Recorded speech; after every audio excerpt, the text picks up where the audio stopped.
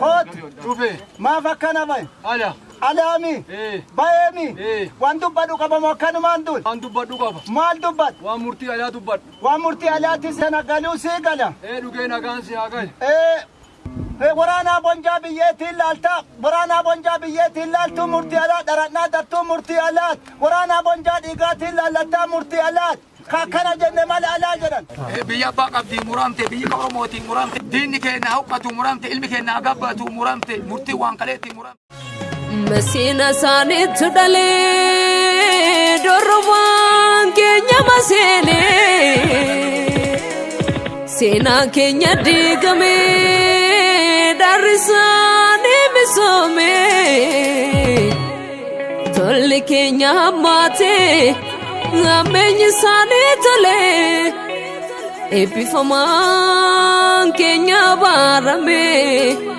abaaramaan isaanii offalee inni faajee malee caalaa keenya hammaarratee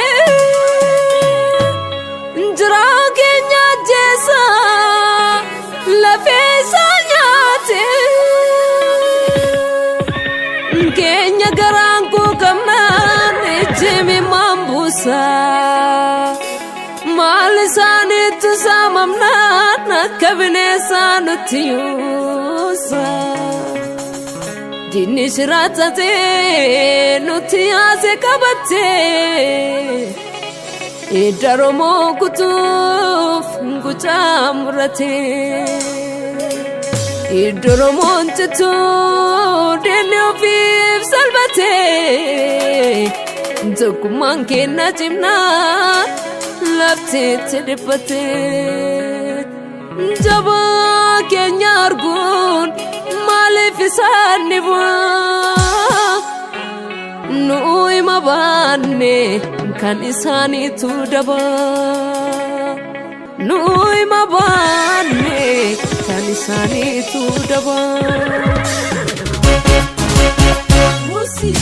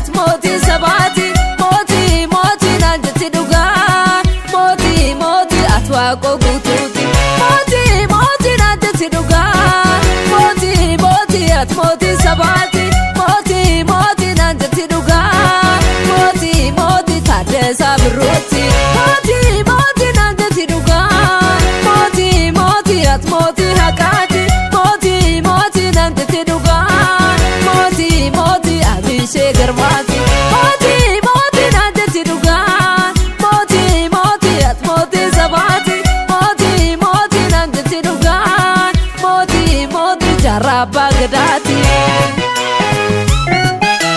Sabani galoto do sifte Dula gotom surati makan sibe Elchi sodi kati arjuma waqa oromoon burqaa sabbani galoo dawoo siif ta'e diina adamsuurratti maqaa siif ba'e leenjisoo dhiigaati ati maqaan kee kana arjuma waqa oromoon burqaa